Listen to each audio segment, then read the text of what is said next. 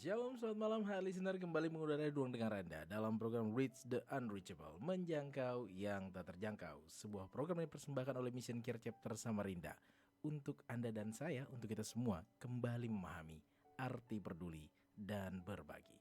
Dan tentunya di malam hari ini sukacita untuk bisa kembali bergabung di ruang dengar Anda. Dan pastinya program ini terselenggara berkat dukungan dari Dermaga Jaya Group, One Stop Tire Solution, dan juga Hotel Royal Park Samarinda. Bersama narasumber kita malam hari ini, Ibu Jane Dona Haryanto. Shalom, selamat malam Bu Jane. Shalom, selamat malam. Sukacita nih ya, walaupun agak bingung tadi di jalan Ibu. Iya, mohon maaf ya, terlambat karena kesasar tadi. Iya, dan tentunya seperti biasa sebelum Ibu Jen menyampaikan kabar sukacita kepada kita, Mayor mengundang Ibu Jen untuk membuka kita di dalam doa. Dipersilahkan. Mari kita satu dalam doa. Terima kasih Tuhan, terima kasih. Dalam segala keberadaan kami, Kau Allah yang menerima kami apa adanya. Kau yang mengasihi kami sebagaimana kami ada. Biarlah pada malam hari ini apa yang kami sharingkan, apa yang kami pelajari, ini menjadi berkat bagi kami Tuhan. Pertama-tama bagi diri kami sendiri, dan setelah itu bagi orang lain. Terima kasih Tuhan, pimpin kami dari awal hingga akhir pembicaraan kami, sharing kami ini. Biarlah ada firman-Mu yang berkuasa, ada cerita tentang Tuhan yang berkuasa, di mana malam hari ini dari berbagai macam karakter, dari berbagai macam ilmu pengetahuan yang kami pelajari, tetap kami melihat ada Tuhan di dalamnya. Terima kasih Bapa, di dalam nama Tuhan Yesus kami berdoa dan mengucap syukur. Haleluya, amin. Amin. Dan tentunya untuk waktunya kepada Ibu Jane, dipersilahkan. Oke, shalom. Shalom. Malam hari ini Ya. seperti yang lalu kita pernah bicara tentang DISC. Oke. Sepakat dulu, ingat kembali DISC. D itu dominan, I intim, S itu stabil, dan C cermat. Ya. Jadi dominan itu koleris, intim itu sanguin, lalu stabil itu plekmatis, dan cermat itu melankolis. Ya. Nah, cuman malam hari ini saya mau review sedikit nih tentang dominan ya. Jadi seperti namanya dominan, biasanya memang kebutuhannya orang dominan itu dia bukan ingin secara negatif, tapi kebutuhan dasarnya dia itu suka mendominasi. Ya. Ya, suka mendominasi ini bukan karena dia ingin dipuji atau seperti apa, karena dia punya value yang kuat, sehingga dia punya kepercayaan diri yang tinggi dan membuat dia itu sangat percaya diri untuk membawa orang-orang itu sesuai dengan apa yang dia pikirkan. Itu gak semua orang punya keberanian seperti ini, tapi dominan ini born leader. Dan perlu kita catat, dominan sekarang ini mungkin sepertinya bertambah seiring kemajuan zaman ya. Kalau dulu mungkin yang saya pelajarin 3%, sepertinya dari setiap workshop yang saya bawa, seminar yang saya bawa, hasil dominan ini lebih dari 3%. Ya. Lebih bertumbuh berarti. Bertumbuh sepertinya, mungkin sekitar 5-10% dalam audiens. Lalu intim itu sanguin, orang yang biasanya kelihatannya sangat sukacita, dia ada di mana itu bersinar. Kita gampang ingat dia. Dia orangnya humoris, suka bercanda, extrovert. Yang dominan juga extrovert, cuma beda. Extrovertnya nggak sama. Yang sanguin ini, yang intim ini, extrovertnya terlihat lebih menyenangkan. Karena kebutuhan dasarnya itu adalah menyenangkan orang lain. Dan dia yang dia paling gak suka itu, paling dia takut adalah penolakan. Oleh sebab itu karakter intim ini pada dasarnya dia ini ingin membuat orang lain menerima dia. Nah itu intim. Jadi dari namanya juga intim, orangnya hangat biasanya. Jadi kalau ada orang yang extrovert tapi gak hangat, biasanya bukan intim, mungkin salah satunya. Itu dominan dia. Yang satu lagi adalah stabil, pragmatis. Di sini ini pembawa damai, orang-orang yang memang populasinya paling banyak di dunia ini. Kalau menurut statistik sih 69%. Kalau yang tadi intim 17%, dominan 3%. Lalu yang stabil ini 69%. Kenapa Tuhan buat 69? Tentunya Tuhan punya maksud. Orang-orang seperti inilah yang bisa membuat dunia ini lebih tenang, lebih hangat, lebih nyaman. Walaupun setiap karakter punya kelebihan dan kekurangan masing-masing, tapi karakter stabil ini Kalau saya pribadi, karena saya bukan orang stabil ya, saya sangat mengagumi. Pribadi saya sangat mengagumi. Jadi saya kagum sekali sama orang stabil, bagaimana dia bisa memanage emosi, memanage perasaan dia, bagaimana dia bisa mengalah, bagaimana. Itu kalau saya kan orangnya extrovert ya. Bang Meyer. Jadi ketika saya melihat karakter ini, saya terpesona. Walaupun bukan saya, dan saya tuh belajar untuk seperti itu dengan cara yang disengaja gitu. Kalau orang stabil kan lahirnya udah nggak sengaja emang begitu ya. Tapi kita ketika bisa mengerti setiap karakter dengan sengaja, kita belajar kebaikan-kebaikan dari setiap karakter. Lalu yang terakhir adalah orang cermat, melankolis. Dia populasinya lumayan jarang nih, langka 11%. Ya, kedua dari dominan. Di sini dia introvert tapi beda sama yang stabil. Kalau ini dia introvert tapi mirip sama dominan, goal oriented. Gitu. Bedanya dominan ini kelihatan, yang ini nggak kelihatan. Tapi mereka dalam bekerja itu memang seperti apa ya, kayak fokus gitu. Ciri-cirinya itu. Orang dominan, orang melankolis itu kalau kerja fokus. Mereka goal oriented. Nah, yang intim dan yang stabil ini, intim apalagi dia kurang fokus, biasanya banyak sekali distraksi karena dia tertarik dengan segala macam hal. Nah, yang stabil ini sekalipun dia penyelesai, tapi dia butuh takes time, dia butuh waktu lebih panjang daripada dua karakter yang melankolis dan dominan. Jadi itu sekilas kita bahas tentang DISC. Cuman malam hari ini saya mau bawa satu pribadi yang menjadi berkat dalam Alkitab, yaitu Rasul Petrus. Simon Petrus. Jadi ketika saya mempelajari DISC ini, memang ketika saya mempelajari itu umum. Jadi itu workshop umum, sertifikasi umum. Cuman semakin kita mendalami, semakin kita menghidupi, lalu kehidupan dalam kita membaca firman, merenungkan firman, mau nggak mau apa yang ilmu yang kita dapetin itu kita bisa menjadi salah satu alat analisa waktu kita baca firman. Ketika itu saya menemukan bahwa Rasul Petrus ini luar biasa. Jadi kalau kita lihat dari karakternya tuh jelas banget. Petrus itu mungkin yang beberapa bulan lalu kita pernah bahas ya. Petrus itu karakternya tokoh-tokoh. Apa tuh? Mungkin Bang Meyer masih ingat atau ya dari sifatnya dia, dari spontanitasnya, dari dia suka janji, terus ternyata dia lupa gitu. Kayaknya di stabil ya? Bukan. Mendekati sih, cuman dia satunya. Di intim. Intim. Karena Rasul Petrus ini dia nggak introvert. Dia ekstrovert. Kalau kita baca, dia kan lantang kalau ngomong. Yesus ngomong apa dia jawab. Dia ekstrovert, pribadi ekstrovert. Ciri-cirinya tuh kalau kita lihat ya, ketika pertama kali Tuhan Yesus cari murid, ini salah satunya Simon kan, Simon dan Andreas. Nah, mereka seorang nelayan. Lalu ketika kita baca, Tuhan itu mengadakan mujizat buat Simon Petrus. Semalam-malaman mereka cari ikan gak dapet, tapi Tuhan Yesus suruh. Nah, Simon bilang, kami gak dapet Tuhan, tapi berhubung engkau yang minta, akan kulakukan juga. Lalu dia berlayar, langsung dia cari ikan, ternyata sampai jalannya koyak. Nah, di situ dia melihat bahwa Tuhan Yesus itu luar biasa. Seketika itu juga dia lempar. Dan Tuhan bilang, kamu akan menjadi penjala manusia. Jadi dari penjala ikan menjadi penjala manusia. Waktu itu saya ingat banget baca di firman, jalannya hampir koyak. Ikannya besar-besar dan banyak sekali. Nah, ada memang keputusan yang segera dan tiba-tiba itu biasanya orang ekstrovert yang bisa. Kalau orang stabil mikir-mikir dulu. Apalagi orang cermat, penuh pertimbangan. Jadi wajar kalau di Alkitab pada bilang, boleh nggak saya ketemu sama orang tuaku dulu, atau kuburkan bapakku dulu dan lain-lain. Tapi kita bisa lihat nih Petrus, langsung dia lempar jalannya, dia ikut Yesus. Spontanitas. Nah, lalu yang kedua adalah Petrus ini orang yang suka ngomong duluan baru mikir. Nah tuh, Mungkin Bang Mer udah langsung teringat tuh di Alkitab seperti apa ya yang ngomong duluan baru mikir tuh. Iya, dia mengatakan siap dan lain-lain, banyak sebenarnya peran Petrus untuk selalu mengatakan di awal. Siap dia pokoknya. Siap, selalu siap ya. Bahkan Yesus bilang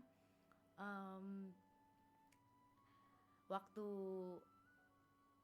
tentang menyangkal Yesus ketika dia akan disalib, sekali-kali tidak. Sekalipun aku mati, aku tidak akan menyangkal engkau. Lalu Yesus bilang, Simon, sebelum ayam berkokok 3 kali, kamu sudah menyangkal aku. Terus mungkin waktu itu Petrus merasa tidak mungkin, karena dia memang seorang yang tulus hati, kita dan bisa taat, tahu. Dan sangat taat. Tulus hati, dan dia itu orang yang memang ngomong dulu baru mikir. Cuman kita tahu kecintaannya sama Tuhan. Tapi di sisi lain, seorang sanguin ini punya satu kelemahan, dia takut ditolak. Makanya ketika dia menyangkal Tuhan 3 kali, itu hanya karena dia tidak mau ditolak oleh orang-orang di sekitarnya. Dia takut ketahuan, dia takut dimusuhin, dia takut ditangkap. Gitu. Dibully lah istilahnya. Atas apa yang nah dia itu lakukan. kelemahan orang sanguin. Dia takut akan penolakan. Nah sehingga dia menolak. Nah makanya waktu di dalam firman, ketika Matius 26:75 berkata, maka teringatlah Petrus akan apa yang dikatakan Yesus kepadanya, sebelum ayam berkokok engkau telah menyangkal aku 3 kali. Lalu ia pergi keluar menangis dengan sedihnya. Karena Petrus tulus. Orang intim itu selalu tulus hatinya. Jadi karena dia ngomong apa, dia pikir apa. Karena ketulusannya itu kadang-kadang dia bisa salah langkah. Kadang-kadang dia bisa karena ingin menyenangkan orang lain, tapi hatinya tulus, bukan maksudnya dia ingin berbohong. Dia okein, belum tentu dia mampu. Belum tentu dia ingat, nanti dia janji dia lupa. Nah, tapi bukan dia sengaja, tapi karena dia memang ingin menyenangkan orang lain. Nah, itu dari Petrus ketika dia sudah jumpa Yesus, tapi dia belum terima Roh Kudus. Pribadi Petrus ketika dia jadi murid Tuhan, dia bersama-sama dengan Tuhan, tapi ketika itu Tuhan Yesus belum disalib, belum naik ke surga, dan belum ada Roh Kudus yang dijanjikan itu. Nanti kita akan sama-sama lihat bagaimana Petrus yang dulu, ini garis tengahnya adalah ketika belum hari Pentakosta. Jadi nanti setelah Pentakosta gimana, sebelum bagaimana.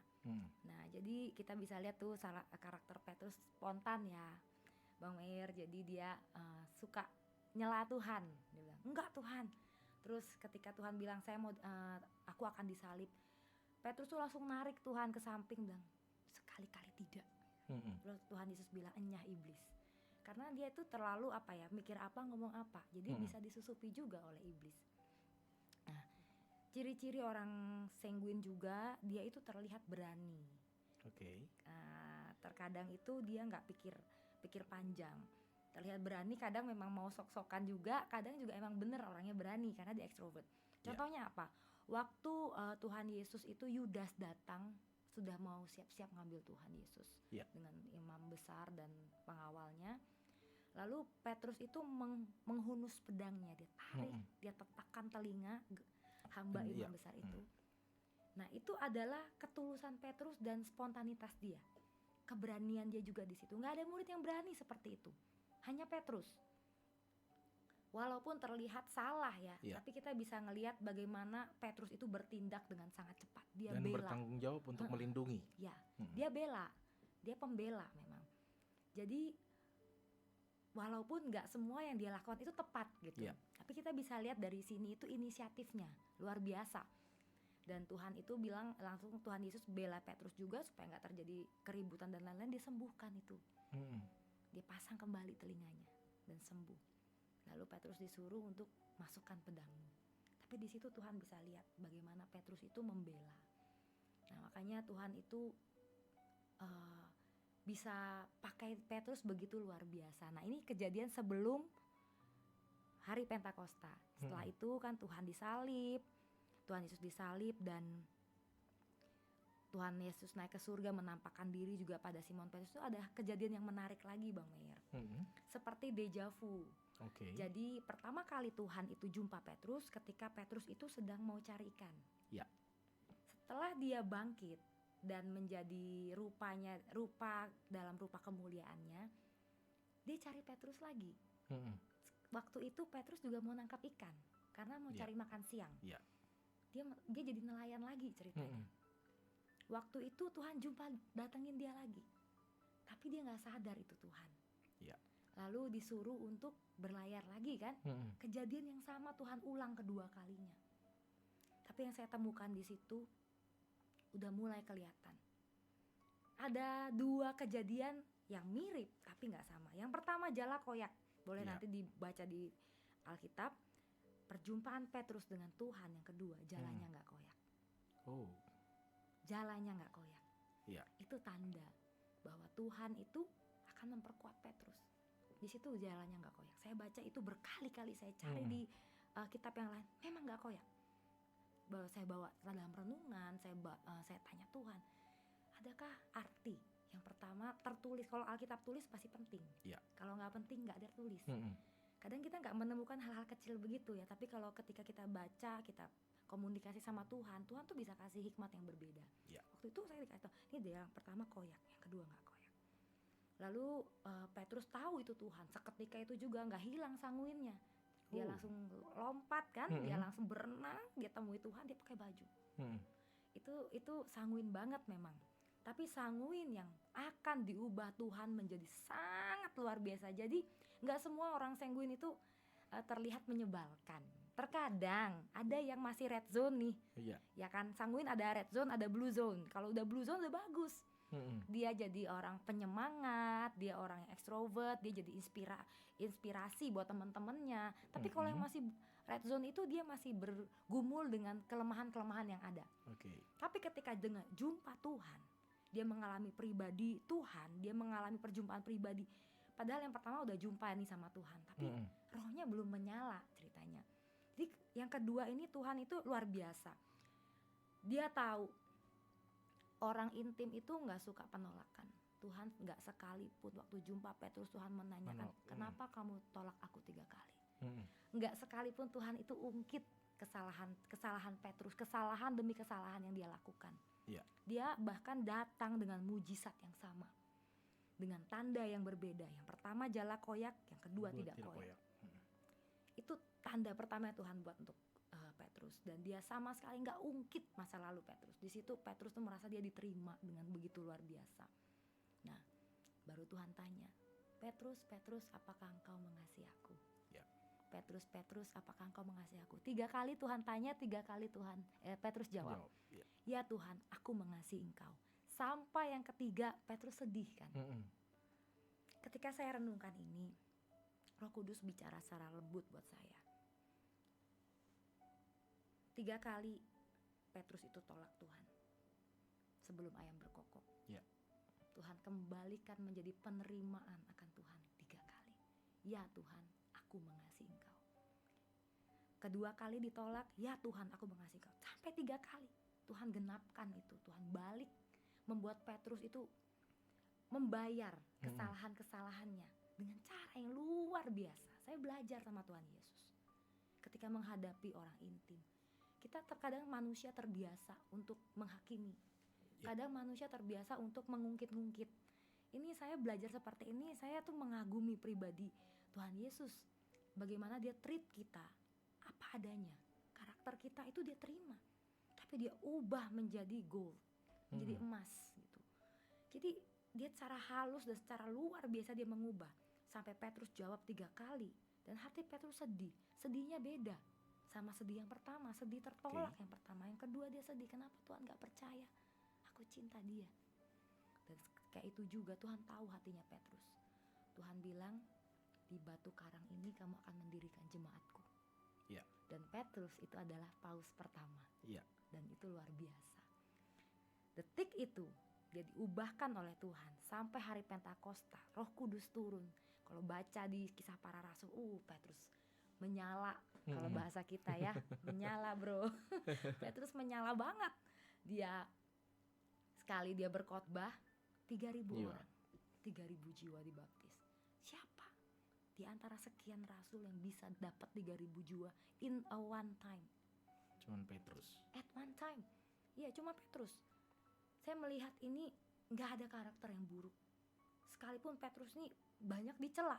Kalau kita dengar khotbah nih, sering kan jangan kayak Petrus, menyangkal Tuhan, jangan kayak Petrus, begini. Itu benar, tapi itu masa lalu Petrus. Kalau kita mau baca dengan bijaksana, Petrus itu sampai akhir hidupnya bahkan dia disalib terbalik. Jadi ini mungkin nggak ada di Alkitab, tapi ketika kita mendalami S1 dan ini cerita nih, Petrus ketika matinya dia disalib tapi dia minta terbalik. Kalau Tuhanku lurus, aku minta lebih. Karena aku ini adalah pengikut Kristus. Dia mau merasakan penderitaannya Tuhan. Sampai mati dia setia. Paus pertama menghasilkan 3.000 jiwa dalam sekali khotbah dibaptis. Saat itu juga jemaat mula-mula itu Petrus. Dan setelah itu dia berjalan bersama Yohanes. Dia menyembuhkan orang lumpuh di Gerbang Indah. Yang ketika orang lumpuh itu mengharapkan kesembuhan, mengharapkan sesuatu, sebenarnya dia bukan minta kesembuhan, dia minta uang. Lalu Petrus bilang, emas perak tidak ada padaku, tapi yang ada padaku adalah bangun engkau. Ketika ditarik bangun, dia bisa berjalan. Di situ heboh luar biasa, dan itu mujizat yang dilakukan Petrus. Bahkan saking terkenalnya Petrus, orang-orang itu kena bayangannya aja bisa sembuh. Di firman Tuhan bilang begitu. Kuasa dari mana? Itu adalah ketika dia sudah diubahkan oleh Tuhan. Dia punya power of God. Jadi bukan powernya Petrus nih, tapi kita melihat bagaimana setiap pribadi sekalipun itu buruk, yang paling kelihatan buruk itu kan Petrus ya. Tapi bisa Tuhan ubahkan menjadi begitu luar biasa, fenomenal sekali. Dan kita lihat betapa aktifnya Petrus. Aktif sekali, itu juga berhubungan sama karakter dia.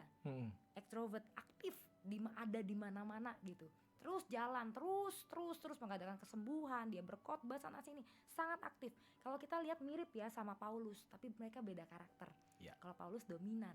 Mungkin di lain kesempatan kita akan bahas. Jadi sama-sama ekstrovert, sama-sama super sibuk kelihatannya tuh dua rasul yang super sibuk. Kalau yang lain kan slow. Yang lain itu lebih ada yang karakternya melankolis dengan tulisan-tulisannya sangat berkualitas. Tapi kalau saya lihat tulisannya Petrus, 1 Petrus, 2 Petrus itu bahasanya tak gitu, to the point. Ketika dia itu bicara tajam sekali. Nah itulah karakter Petrus yang diubahkan. Menarik tentunya untuk kita bisa memahami karakter Petrus. Mer jadi memiliki sebuah pertanyaan yang cukup menarik. Bagaimana karakter, karena mengingat Petrus setelah dia menyangkal, baru dia kembali menjadi nelayan. Bagaimana tentunya karakter intim ini dengan kondisi itu? Apakah dia merasa bersalah? Maka dia kembali kepada pekerjaan awalnya. Silakan. Oke. Jadi pastinya merasa bersalah. Orang intim itu perasaannya itu mudi dia, naik turun. Jadi kalau difirmankan bilang seketika itu juga dia sedih dan menangis di ujung. Dia merasa bersalah, tentunya iya. Tapi mereka dalam posisi itu bingung kalau menurut saya. Karena Tuhan Yesus sudah mati nih. Waktu itu belum kejadian, belum sampai 3 hari kan berarti. Dalam masa 3 hari ini gempar kan, seluruh Yerusalem semua gempar. Sampai makanya kalau ketika Tuhan Yesus bersama 2 murid itu, apakah engkau satu-satunya orang yang tidak tahu berita akhir-akhir ini? Nah ditanya seperti itu. Nah setiap murid pasti merasakan terpukul. Setiap pengikut Kristus merasakan sangat terpukul karena Kristus yang diharap-harapkan mereka menjadi penyelamat saviornya bangsa Israel. Mereka kan percaya dalam pengajaran Yahudi akan ada penyelamat yang mungkin sampai hari ini agama Yahudi masih menanti-nantikan. Nah itu yang mereka tunggu, tapi mereka kecewa, kok mati. Jadi sebagai Petrus, saya yakin dia pasti punya rasa bersalah yang begitu luar biasa. Dari mungkin karena setelah itu masih masa penantian, bingung bagaimana, gabut ya, kembalilah. Atau itu bisa disebut sebagai bentuk pengasingan Petrus, karena mengingatkan kita nggak tahu nih kondisi bulinya di saat itu seperti apa. Mengingat waktu 3 hari itu berita masih panas-panasnya ini untuk kasus yang sudah dilakukan oleh Petrus. Gimana nih? Nah ini menurut saya sih mereka murid-murid Kristus, para rasul tuh masih berkumpul terus setiap hari. Makanya waktu Tuhan menampakkan diri kan di satu ruangan yang isinya para rasul. Jadi mereka masih berkumpul. Nah, ketika Petrus jadi nelayan juga untuk cari ikan, dia juga lagi mau cari makan siang untuk saudara-saudaranya. Untuk sesama rasul. Berarti dia tidak mengasingkan diri kasus ini kan? Dalam kasus ini dia tidak mengasingkan diri. Justru hari-hari itu orang intim ini sangat perlu dukungan. Walaupun saya yakin waktu dulu kan belum ada DISC ya Bang Meyer. Cuman Tuhan itu membuat komunitas. Karena kalau orang intim itu menyendiri tambah stres. Orang intim itu perlu komunitas dan dukungan yang positif. Nah, di situ kemungkinan besar dia dapat dukungan dari sesama rasul. Tapi mereka kan dikucilkan. Karena diolok-olok kan. Karena raja mereka, guru mereka, rabi mereka itu ternyata mati. Apa yang selama ini dilakukan mujizat itu seperti tidak berarti lagi. Manusia kau selamatkan, kamu sendiri enggak. Gitu kan katanya dua orang penyamun itu dan orang-orang yang lain. Nah, mereka itu dipermalukan dalam kondisi malu, kecewa, bingung, sedih. Saya rasa bukan cuma Petrus, semuanya dengan semua macam karakter DISC itu mereka semuanya sama perasaannya. Nah, jadi saya rasa pasti merasa bersalah, dan rasa bersalah Petrus itu sepertinya jauh lebih besar dari yang lain karena dia menyangkal Tuhan. Yang lain tidak terbukti menyangkal Tuhan. Gitu. Karena kasusnya kan kayak seperti Yudas Iskariot dan langsung bunuh diri. Kalau Petrus kan tidak, istilahnya ada sesuatu hal yang tidak baik yang dia lakukan sebelum Tuhan Yesus disalib. Sebelum Tuhan Yesus disalib. Dan hal ini juga menarik untuk kita bisa memahami apakah karakter intim ini juga butuh support seperti apa ini yang mungkin saat ini sedang dihadapin. Kalau Petrus yang kita lihat tadi, Tuhan Yesus mendatangi dan menanyakan kembali 3 kali sebagai bentuk keyakinan, dan Ibu Jen mengatakan bahwa di Kisah Para Rasul, Petrus justru semakin bercahaya di situ. Bagaimana tentunya pribadi intim ini di kondisi saat ini? Kalau tadi Ibu Jen mengatakan bahwa dominan saja juga ada peningkatan. Apakah juga ada peningkatan persentase di kasus intim ini? Karena jumlahnya 17%, jadi saya melihat sih kurang lebih aja yang kelihatan tuh dominan, Bang Meyer. Kalau orang intim ini saya sih nggak pernah ngitung-ngitung secara detail, karena bagi saya itu 3% yang paling sedikit. Jadi yang lain itu ya kurang lebih lah dari satu ruangan itu misalnya 50 orang, kalau 3%-nya kan berarti cuma berapa? Paling 2 orang, 1 orang. Nah, itu bisa sampai 5 orang, itu kan 10% gitu. Nah, kalau orang intim ya kurang lebih aja sih. Cuman memang kita nggak bisa pungkiri itu kalau pure. Dan kita tahu sekarang ini kan kita ini nggak jarang nih yang pure gitu, tapi kombinasi. Betul. Nah, bisa jadi dia ada intimnya sih, cuman yang lebih kelihatan itu mungkin stabilnya atau dominannya, atau yang satunya melankolis gitu. Cuman dia ada intimnya gitu. Dari karakter Petrus sendiri, bagaimana tentunya bentuk pendampingannya, mengingat Tuhan tidak ada lagi. Nah, bagaimana ini Bu Jen? Roh Kudus. Jawabannya satu, Roh Kudus. Gini, akan berbeda ketika kita mencari solusi dari dunia, dari sekuler saja, dari ilmu pengetahuan saja. Tentunya pasti ada saran-sarannya. Beradalah dalam komunitas yang support, dalam komunitas yang mendukung, yang positif, yang menerima. Cara Tuhan kan kita bisa belajar, nggak diungkit-ungkit, jangan ditolak gitu. Itu sakit hati sekali kalau orang sanguin itu ditolak. Wah, dia bisa kabur tuh. Bahkan menyendiri mungkin ya, kayak Petrus kan, dia sedih langsung menyendiri, dia nangis. Nah, bukannya intim ini gejolak emosinya itu paling dahsyat. Satu sekali dia marah, nanti dia bisa tersenyum beberapa menit kemudian, dia bisa nangis 1 jam kemudian, lalu sembuh lagi. Jadi gejolak emosinya ini paling tinggi. Nah, dari hal ini dia perlu support system yang benar. Orang-orang yang mengasihi dengan tulus, ciri-cirinya satu, jangan ditolak. Ya, ketika mereka mulai ada penolakan, dia itu mulai undur diri. Belum tentu undur diri jadi pribadi yang lebih baik. Kadang bisa terpuruk, down kalau dia nggak punya Roh Kudus.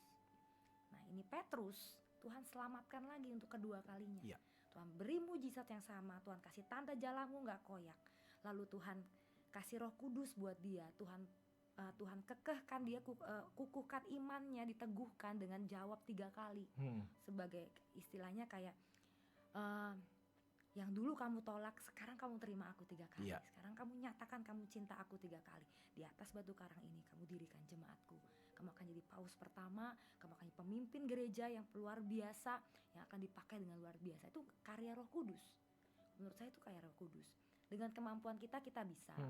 Dengan psikologi juga bisa, dengan pengetahuan kita bisa. Tapi tanpa karya Roh Kudus, kita akan up and down.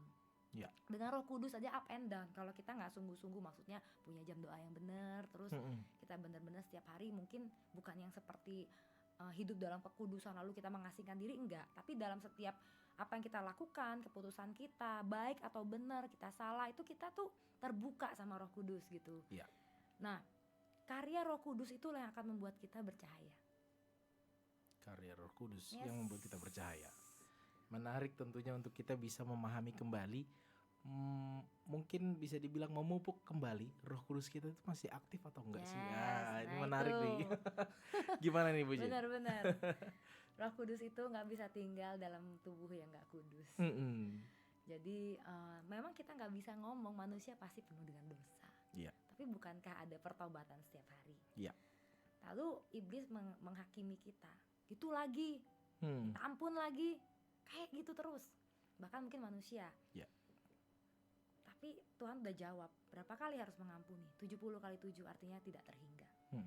Jadi nggak ada masalah bertobat setiap hari. Yakin deh, kalau kita itu benar-benar tiap hari serius dan kita anggap penting setiap dosa yang kita lakukan. Besok dosa lagi, mungkin iya, tapi kadarnya udah lebih rendah. Lusa iya, tapi lebih rendah lagi. Nggak akan ada kita tuh mengulang kesalahan yang sama persis tapi lebih parah. Nah, kalau kejadian itu terulang, scan rohaninya, scan waktu Tuhannya, scan waktu doanya sama baca firmannya. Pasti ada sesuatu. Tapi kalau jam doa kita tetap nggak usah lama-lama deh. Awal-awal 5 menit. Tapi sungguh-sungguh tuh matiin HP apa. Dimana yang bisa kita bikin buat kita konsentrasi, ya di situ lakukan 5 menit aja. Sekalipun dalam mobil, it's okay, nggak apa-apa. Saya sering doa dalam mobil, jerit-jerit sama Tuhan juga dalam mobil sambil nyetir. Bagi saya kalau saya teriak-teriak di mobil nggak ada yang dengar. Kedap. Saya teriak di kamar mandi juga nanti dikira mama kenapa gitu kan. Di ruang doa juga nggak kedap gitu. Tapi kalau saya lagi stressful, saya lagi pengen mencurahkan semua ini hati saya tuh sambil nyetir, sambil di perjalanan mau kerja atau jemput anak atau apa, saya ngomong sama Tuhan tuh bener-bener seperti seorang anak yang minta permen sama bapaknya.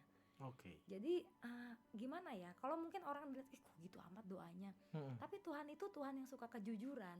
Tuhan tahu segimana kita itu harap dia gitu loh. Betul. Tuhan tahu banget.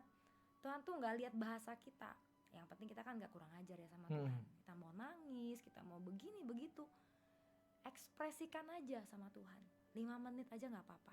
Saya jamin kalau kita udah bisa menikmati, kurang. 10 menit kurang.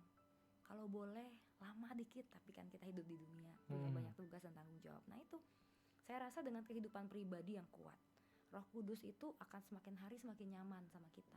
Karena Roh Kudus itu kan roh penghibur, roh penolong. Dia akan menyatakan kesalahan juga. Dia akan menegur kita kalau kita salah dan lain-lain. Dia peka. Roh yang peka. Nah kalau kita ini gak dalam, satu lagi, kalau mau buat Roh Kudus itu, kita rasa Roh Kudus, kita harus punya ketenangan. Gak boleh setiap hari itu hidup dalam kesibukan dan terburu-buru. Karena kalau kita tiap hari itu sibuk sekali dan sangat terburu-buru, itu kita gak akan bisa dengar suaranya Roh Kudus. Betul. Satu ketika saya habis keramas ya, rambut saya basah, biasanya saya kan pakai hair dryer. Tapi waktu itu saya dengerin khotbah nih di HP. Habis dengerin khotbah, saya sambil dengerin. Terus saya kepengen keringin rambut. Lalu saya nyalain hair dryer saya keringin. Terus udah beberapa detik gitu saya terasa, loh, mana tadi saya dengerin khotbah, gak kedengaran, mati HP saya. Terus saya buka HP saya mau play lagi, terus saya lihat, loh enggak kan ditanya cuap-cuap kok, tetap ngomong. Jadi saya menyadari, oh ini karena hair dryer saya. Iya. Di situ Tuhan ngajarin saya, aku tetap berbicara. Tapi ada sesuatu yang lebih dekat sama kamu, yang membuat kamu itu nggak dengar suaraku. Nah, dalam kasus ini kan hanya contoh, yaitu hair dryer. Jadi hair dryer itu saya matikan, ini suara keras lagi. Nah, jadi kita dalam hal itu saya tuh jadi menarik, apa hair dryerku yang membuat aku itu nggak dengar suara Tuhan. Betul. Tuhan tuh tetap berbicara sama kita. Terkadang ada sesuatu yang lebih dekat sehingga kita itu terkacaukan dan itu tidak terdengar. Nah, jadi saya coba setelah itu saya pakai headset nih, terus saya pakai hair dryer, tetap dengar jelas. Mana yang lebih dekat aja? Iya. Gitu. Yaitu gambaran dari Roh Kudus yang peka. Roh Kudus itu sebenarnya ada dalam hati kita. Apalagi kita orang percaya, Tuhan sudah baptis kita. Percaya deh, Roh Kudus itu ada. Tapi yang membuat kita nggak bisa dengar adalah satu, mungkin kita terpisah karena dosa, kebiasaan kita yang enggan kita lepaskan. Betul. Yang kedua, kita terlalu sibuk, kita nggak punya waktu tenang. Itu dua hal itu sih. Dan kalau enggak malah justru waktu sisa ya. Sisa pun juga tidak ada waktunya jadi. Sisa pun kadang alasannya sisa pun buat anak gitu kan, buat keluarga gitu. Iya, menarik tentunya untuk kita bisa memahami bagaimana Roh Kudus hadir di dalam Petrus dan juga hadir di dalam kita. Bagaimana tentunya kita kembali lagi membuat Roh Kudus menjadi yang utama untuk menuntun kita. Betul yang dibilang Ibu Jen, Mer juga beberapa kali sudah mendengarkan bahwa sekarang banyak ritme bekerja yang menarik. Istilahnya 20 menit, istirahat 5 menit, 20 menit, istirahat 5 menit.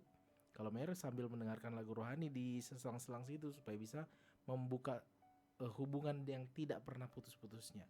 Mungkin hal ini juga banyak kita lakukan, mendengar lagu rohani dan lain-lain. Tapi bagaimana, apakah walaupun keras-keras mendengar lagu rohani, di dalamnya masih tanda kutip suara hair dryernya masih lebih kencang nih Bu. Ya, bagaimana tentunya untuk kita bisa kembali lagi menggali peranan ini, karena beberapa kali Mer sudah melihat gerakannya juga sudah semakin ramai untuk yuk baca Alkitab, yuk kembali berdoa. Ini hal yang justru mungkin, oh iya benar, kita sudah lama ya tidak membangun hubungan seperti ini. Kok kayaknya dunia ini kan tidak ada yang kita kejar, kalaupun kita bisa melakukan waktu kita bersama Tuhan ada. Yang kita kejar pun tidak tahu tujuannya mau sampai kapan, karena tidak pernah ada akhir. Bagaimana untuk kembali memulihkan pribadi kita dengan Tuhan saat ini, untuk kita bisa kembali mulai berdoa dan membaca Alkitab. Silakan Ibu. Datang sama Tuhan dengan jujur, itu aja. Jadi waktu doa sama Tuhan gak usah tekstual, gak usah pakai adat retorikanya, gak usah. Karena di Alkitab pun kita baca Petrus ketemu Tuhan juga ngomong seperti friend aja. Pergi, ya oke, engkau menyuruhnya aku pergi. Apakah engkau mengasihi aku? Ya aku mengasihi. Jadi Tuhan itu sangat menyukai pribadi yang jujur, itu dulu. Iya, betul. Jujuran kita tuh cuma bisa dilihat sama Tuhan. Kalau kita punya desire yang luar biasa datang sama Tuhan, dia datang. Sebenarnya bukan kita yang cari dia yang cari kita. Iya. Dia cari kita ngumpet. Gitu. Tapi kalau kita udah buka diri, sebentar aja sih, Tuhan pasti datang. Tuhan pasti datang. Entah itu dalam satu peristiwa Tuhan bicara, ataupun ketika dalam suasana hening, atau apapun juga Tuhan bisa bicara dalam berbagai macam hal. Jadi gak usah khawatir sama caranya, yang penting datang sama Tuhan dengan jujur. Mau deket aja sama dia, karena gini, percuma kalau kita gak dekat sama Tuhan, gak anggap Tuhan tuh best friend kita, gak anggap Tuhan itu papa kita, lalu kita tiba-tiba punya banyak waktu sama Tuhan 2 jam. Kagok loh Bang Mayer. Kita gak tahu harus ngomong apa. Bayangkan kita ketemu sama orang yang jauh sama kita. Kita tahu sih orangnya, kita tahu kita harus dari dekat sama dia, tapi kita memang gak deket. Dikasih waktu, kita bilang kan, kenapa sih gak cari dia? Aku punya waktu, aku sibuk. Oke, dikasih plek 2 jam, bengong. Iya, betul. Bahkan kita bingung mau killing time bagaimana, contohnya waktu di gereja aja. Kita kan dikasih waktu ketemu sama Tuhan. 1 jam, beberapa gereja 2 jam. Panjang. Kita kan jadi kayak mau killing time, kadang-kadang mau buka HP aja bawaannya. Mau ketemu Tuhan bingung mau ngapain gitu. Padahal kalau mau tanya waktu, gak usah setiap hari dulu, seminggu sekali. Disiplinkan rohani kita untuk sungguh-sungguh cari Tuhan gitu. biasakan kita itu menghargai hadirat Tuhan. Kalau saya tuh menghargai hadirat Tuhan tuh dengan airplane mode HP saya, benar. Nggak cuman saya silent, kadang-kadang silent itu waktunya baca Alkitab kan kita mau nggak mau pegang HP. Ini jarang udah yang bawa buku ya, ya. Kita buka HP, tuing notifikasi muncul. Kadang ada yang penting tuh tertarik kita untuk tangan membuka. Ini untuk klik gitu. Tapi ketika kita airplane mode, kita menghargai siapapun yang hubungin aku, habis aku ibadah, aku akan hubungin kembali. Jadi itu lebih mengurangi, mengeliminasi semua distraksi yang ada dari HP. Gitu. Dan benar-benar manfaatin HP itu jadi berkat. Betul. Berarti mulailah manajemen waktu itu yang paling utama. Karena tentunya ayo kita rubah arah kita untuk kembali lagi kepada Tuhan. Yes, ini rame-rame kita ajak pendengar siapapun juga. Memang luar biasa sih hari-hari ini. Yuk baca Alkitab lagi, baca Alkitab setahun, grup-grup dibuat, yuk doa dan lain-lain. Apakah itu tanda Tuhan udah mau datang? Amin. Mudah-mudahan kita menjadi orang-orang pilihan yang siap untuk bisa menyambut Tuhan, kedatangan Tuhan Yesus. Dan tentunya tidak terasa kebersamaan kita sudah berada di penghujung Ibu Jane. Namun sebelum menutup dalam doa, poin apa yang Ibu Jane ingin sampaikan kepada kita malam hari ini? Silakan. Dari 4 karakter, dominan, intim, stabil, dan cermat, saya mau pesan jangan pernah minder dengan karakter kita. Karena setiap karakter punya kekuatannya sendiri di samping kelemahan yang ada. Betul. Dan jangan khawatir. Kalau kita datang sama Tuhan, kuncinya cuma itu. Bukan datang ke psikolog, membantu. Tapi mungkin kita perlu satu perlu biaya. 2 kita perlu pendampingan yang terus menerus. Juga kita bisa pakai hipnoterapi bisa. Tapi itu pun seperti minum obat. Ntar harus minum lagi. Betul. Gitu. Tapi kalau kita benar-benar datang sama Tuhan, Tuhan itu kasih Roh Kudusnya, yaitu Roh Hikmat. Itu yang membuat kita, karakter pribadi kita diubahkan menjadi berkat. Apapun karakter kita, kalau dekat sama Tuhan, ada Roh Kudus, kita bisa jadi berkat, 100% bisa. Jadi pegang karakter kita, gak usah kepingin mau jadi karakter ini, itu, karena dia kan lebih keren dan lain-lain. Setiap karakter itu luar biasa. Dan kalau nanti next kita punya waktu lagi, kita bisa belajar Paulus yang dominan, kita bisa lihat Abraham yang stabil.